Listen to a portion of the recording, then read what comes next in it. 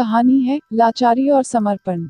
अनिका, अनिका जल्दी आओ, देखो ये टीवी पर क्या दिखा रहे हैं। आयुष लगातार आवाज लगाए जा रहा था। अनिका भागी भागी आई और विस्फारित नेत्रों से टीवी में समाचार देखने लगी। उसने देखा कि देवांशी और विपुल पुलिस की हिरासत में हैं। मीडिया की भीड़ लगी है। माइक पर अंसारी अंकल, हाँ, ये तो अंसारी अंकल ही हैं। ये क्या बोल रहे हैं?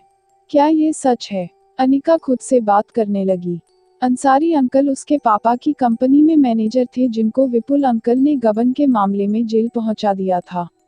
अंकल बता रहे थे कि जेल में उनके सेल में एक ट्रक ड्राइवर भी बंद था, जिसने बातों बातों में बताया कि उसी ने विपुल के कहने पर अभिषेक की कार को टक्कर मारी थी, जिसके लिए उसे खूब बड़ी रकम मिली थी।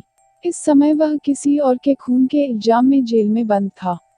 अंसारी अंकल बेकसूर थे, उनको फंसाया गया था, पर सबूतों के अभाव में उनको जेल हो गई थी। उन्होंने जेला को ड्राइवर द्वारा किए गए मर्डर वाली बात बताई। ड्राइवर के बयान के आधार पर तफ्तीश की गई तो विपुल एवं देवांशी को दोषी पाया गया। एक और खुलासा भी हुआ कि अभिषेक का घर भी उन लोगों ने फ्रॉड करके अपने नाम करा लिया था और बेचारे अनाथ बच्चों अनिका और उसके छोटे भाई आरव को बेघर कर दिया था। हैरानी होती है ये देखकर कि अपने स्वार्थ के लिए इंसान इतना नीचे गिर जाता है कि एक हंसता खेलता परिवार लालच की बलि चढ़ गया। बच्चों के सिर से माँ बाप का साया उठ गया और उन्हें दर दर की ठोकरें खाने पर मजबूर होना पड़ा। काश ये सब हमारे साथ न हुआ होता तो आज मेरे मम्मी पापा साथ होते। अनिका के दुख की कोई सीमा नहीं थी। बड़ी मुश्किल से पिछली बातें भुला वह सुखी जीवन जीने लगी थी कि इस खबर ने उसके घाव फिर से कुरेद दिए। वो तो भला हो सिंघाल जी का, जिन्होंने न केवल उनको शरण दी बल्कि उनकी पढ़ाई, इलाज, नौकरी का भी इंतजाम किया। हाँ, ये बात और है कि इसकी बहुत बड़ी कीमत अनिका को चुकानी पड़ी। अनिका फूट फूट कर रोने लगी। आयुष के चुप कराने के सभी प्रयास विफल थे। तब उसने लॉन में खेल रहे अपने 9 वर्षीय भतीजे अविनाश पांड्या को आवाज दी और अनिका को उसके पास भेजा। अनिका को बेतहाशा रोते देख 9 साल का अवि घबरा गया और छोटी माँ कहकर उसे चुप कराने लगा।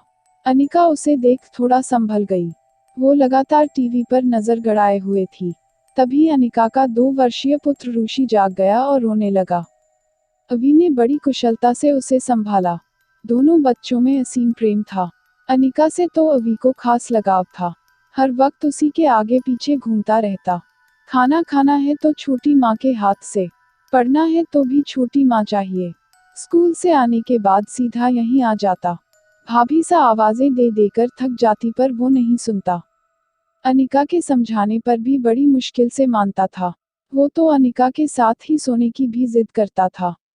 कभी कभी आयुष मजाक में कहते, ये भाभी सा का नहीं तुम्हारा बेटा लगता है, तुम्हें छोड़ता ही नहीं है।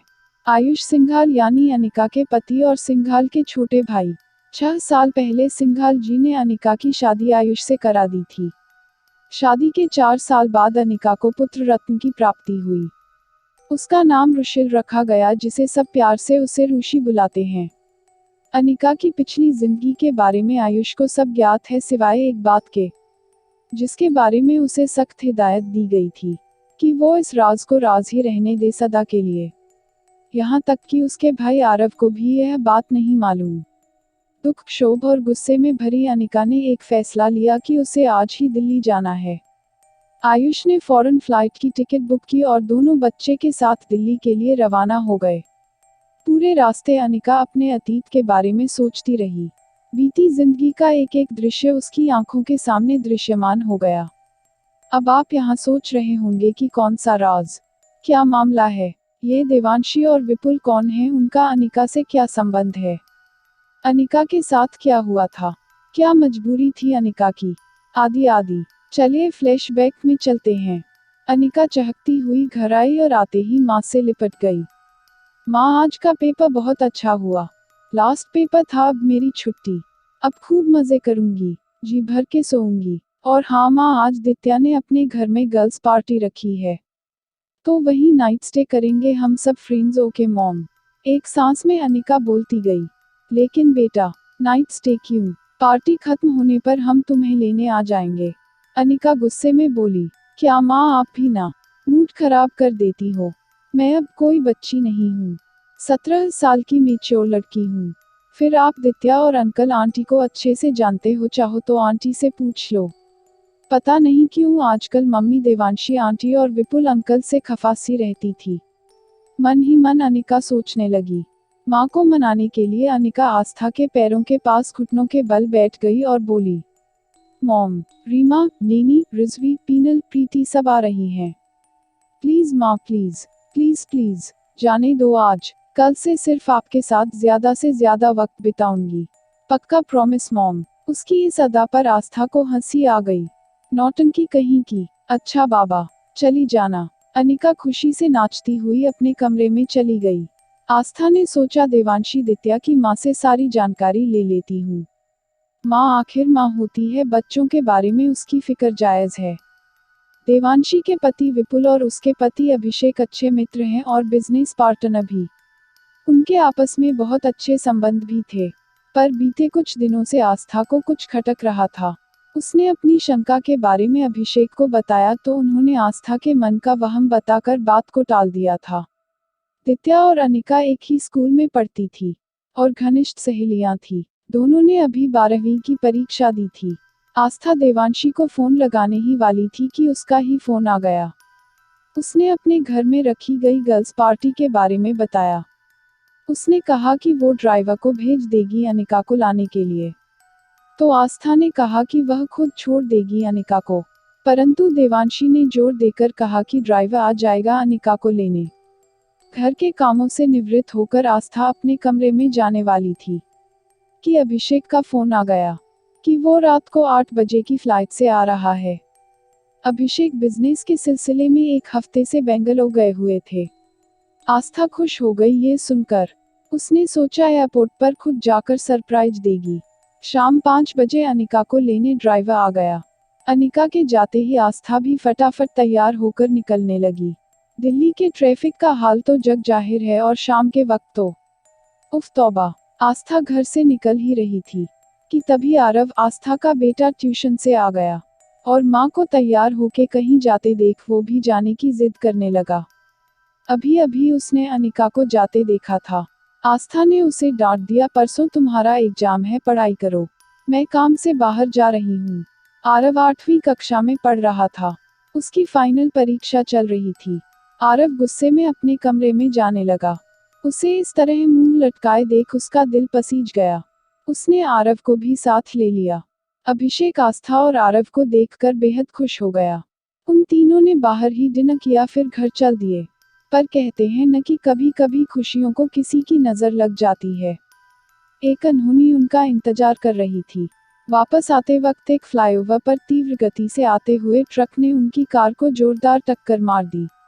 बैलेंस बिगड़ने से कार पलटी खाती हुई रेलिंग से टकराकर नीचे गिर गई, जहां तेज रफ्तार से दौड़ते हुई अन्य वाहनों से टकराए और कार में भीषण आग लग गई।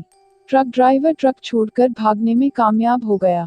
अग्निशमन की गाड़ी फौरन आ गई। आशा के विपरीत पुलिस भी वक्त पर पहुंच गई। बड़ी मुश्किल से तीनों को निकाला गया। तत्काल सबको अस्पताल पहुंचाया गया। अभिषेक और आस्था बुरी तरह जल चुके थे। आरव जलने से तो बच गया था, पर उसके सिर से खून की धार बह रही थी। पहचान पत्र द्वारा विपुल को खबर कर दी गई। सूचना पाते ही विपुल और देवांशी दोनों पहुंच गए। अभी अनिका को एक्सीडेंट के बारे में नहीं बताया गया था। बहुत कोशिशों के बाद भी आस्था और अभिषेक को नहीं बचाया जा सका। आरव कोमा में चला गया। उसके सिर पर बहुत गहरी चोटें थीं। उसे तुरंत सर्जरी की जरूरत थी। उधर इन सब हालातों से बेखबर अनिका अपने दोस्तों के साथ पार्टी के मजे ले रही थी। उस पार्टी में देवांशी के कजिन मिस्टर सिंघाल भी थे, जो जयपुर से आए थे। स्मार्ट, लंबे, बालिष्ठ, भारी भरकम आवाज, मितभाषी, शायद थोड़े घमंडी भी हैं, अनिका ने मन ही मन कहा। मुझे इससे क्या, सोचकर अनिका ने उनकी तरफ एक नजर डाली और फिर अपनी सहेलियों में मस्त हो गई। पर एक बुरी खबर अनिका का इंतजार कर रही थी। होनी को पता नहीं क्या मंजूर था। पलक झपकते ही अनिका की खुशियां गम में बदल गईं, जब उसे मम्मी पापा के एक्सीडेंट और मौत की खबर सुनाई गई। अनिका तो जैसे पागल ही हो गई थी। रो रो कर उसका बुरा हाल था। मम्मी पापा का साथ छूट गया। छोटे भाई की हालत भी गंभीर थी। उसे समझ में नहीं आ रहा था कि वो क्या करे। ऐसी मुश्किल घड़ी में देवांशी और विपुल ने उसे संभाला। अभिषेक के माता पिता नहीं थे। एक बड़े भैया थे जो गांव में रहते थे। उनको सूचना दे दी गई। रात तक वो पहुंच गए। अभी कुछ महीने पहले ही अभिषेक ने किस्तों में ये घर लिया था। दोनों ने बड़े चाव से सजाया था। तब बड़े भैया भाभी आए थे, पर उनका मुंह ही बना रहा पूरे वक्त। बोले थे, काहे फालतू में इतना पैसा लगाया ई छोटे से मकान में। हमको पैसा देते तो गांव के नजदीक कस्बा में दुई ठो घर बन जाते। तब अनिका को अपने ताऊजी पर बहुत गुस्सा आया था। अनिका के ताऊजी ताईजी क्रिया कर्म के बाद खेती बाड़ी का बहाना करके गांव लौट गए। अनिका को साथ ले जाने के नाम पर बोले, बचवा आरव को बहिनी की जरूरत है, हम आते जाते रहेंगे। पर उन्होंने पलटकर कोई खबर नहीं ली भाई बहन की। ननिहाल में सिर्फ मामा थे, पर वो विदेश में रहते हैं। फोन पर ही उन्होंने सारी औपचारिकता निभा ली। अनिका के घर पर विपुल और देवांशी ने कब्जा कर लिया, ये कहकर कि उसके पापा ने पूरी किस्तें नहीं चुकाई थी, तो उन्होंने पूरे पैसे चुकाकर उस घर को अपने नाम करा लिया। पर दित्या के कहने पर अनिका को उन्होंने उसी घर में एक कमरे में रहने की इजाजत दे दी। थोड़े दिन तो उन्होंने अनिका का ध्यान रखा, पर धीरे धीरे उनके तेवर बदलने लगे। कितनी स्वार्थी है ये दुनिया, यहाँ कोई अपना सगा नहीं है। आज अनिका को पता चल गया। अपने ही घर में परायों जैसा व्यवहार होने लगा उसके साथ। आरव की हालत में कोई सुधार नहीं था। डॉक्टर ने मेजर ऑपरेशन बताया जिसमें लाखों का खर्चा था। ताऊजी ने हाथ खड़े कर दिए। मामा से गुहार लगाई तो मामा ने कुछ पैसे देवांशी के अकाउंट में डाल दिए। क्योंकि अभी तक अनिका का कोई बैंक अकाउंट नहीं था, उन पैसों से थोड़े दिन तो काम चल गया। उसने मामा से विनती की कि वो भाई को अमेरिका बुलाकर इलाज करवा दे, पर मामा ने इससे ज्यादा मदद करने के लिए मना कर दिया। अनिका इतने पैसे कहाँ से लाएगी? 17 साल की अनाथ लड़की जिसकी अभी पढ़ाई भी पूरी नहीं हुई थी, वो भाई के इलाज के लिए लाखों पैसे कहाँ से जुटा पाएगी? करीब 1-1.5 महीना हो गया था आस्था और अभिषेक को गुजरे हुए। आरव अभी भी कोमा में है। डॉक्टर आए दिन पैसे का तकाजा करते, और पैसे न जमा करने की स्थिति में आरव को अस्पताल से निकालने की धमकी दे रहे थे। देवांशी और विपुल के तो तेवर ही बदल गए थे। अनिका उनसे पैसे की मदद करने को कहती तो कहते, अगर हम तुम्हारे भाई के इलाज में पैसे लगा देंगे तो फिर चुकाएगा कौन? अनिका ने विनती की, मैं आपके घर का सब काम कर दूंगी, कोई जॉब देख लूंगी, फिर धीरे धीरे करके आपके पैसे चुका दूंगी। आंटी आप तो मम्मी की इतनी अच्छी फ्रेंड हैं, प्लीज इतनी मदद तो कर दीजिए। आपका बहुत बड़ा एहसान होगा मुझ पर और मेरे भाई पर। परंतु उसे कोई मदद नहीं मिली। ऊपर से देवांशी ने ये ताना और मार दिया, तुम्हें मुफ्त में घर में रख रहे हैं, खाना खिला रहे हैं, ये क्या कम है? तुम्हारे भाई के इलाज के पैसे तो हम नहीं दे सकते। हाँ चाहो तो उसे सरकारी अस्पताल में डाल दो, कम पैसे में इलाज हो जाएगा। बच गया तो उसकी किस्मत, वरना। अनिका की आंखों में आंसू आ गए। किस्मत भी क्या खेल खेलती है। नाजों से पली मम्मी पापा की दुलारी बेटी आज अपने ही घर में नौकरानी से बदतर जिंदगी जी रही है, सिर्फ अपने भाई के ठीक होने की आस में। उसके मम्मी पापा के सपनों का घर, जिसे इन लोगों ने शायद हड़प ही लिया है। दोस्ती के नाम पर, इंसानियत के नाम पर कलंक होते हैं ऐसे लोग। अनिका नौकरी की तलाश में दर दर भटक रही है, पर अभी तक सफलता हाथ नहीं लगी। हर कोई भूखे भेड़िए की तरह उसे नोचने के मौके ढूंढ रहा था। बिना डिग्री के अच्छी नौकरी कहाँ मिलती है आजकल। एक कॉल सेंटर में नौकरी का झांसा देकर उसकी इज्जत लूटने को तैयार एक आदमी की गिरफ्त से बड़ी मुश्किल से अपनी इज्जत व जान बचाकर भागी थी अनिका।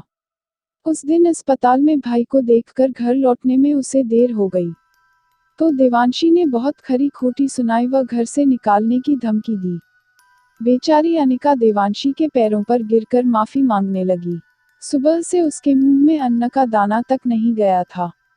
देवांशी ने हुक्म दिया कि आज रात को उनके घर मेहमान आने वाले हैं, तो अच्छा सा खाना तैयार करे। सिर झुकाकर अनिका रसोई में काम में लग गई। कमजोरी की वजह से उसे चक्कर आ रहे थे, पर काम तो करना ही था। एक गिलास पानी पीकर उसने सब्र कर लिया। और जैसे तैसे खाना तैयार कर लिया। तब तक मेहमान भी आ गए। देवांशी ने उसे पानी लाने के लिए आवाज लगाई। अनिका ट्रे में पानी का गिलास लेकर ड्राइंग रूम में आए तो उसने देखा, अरे ये तो वही वाले अंकल यानी दित्या के मामा हैं, जो उस पार्टी वाले दिन भी थे।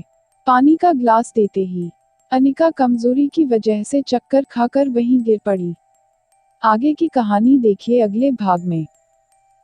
अगर आपको कहानी पसंद आए तो लाइक और शेयर कीजिए और चैनल को सब्सक्राइब करना मत भूलिए।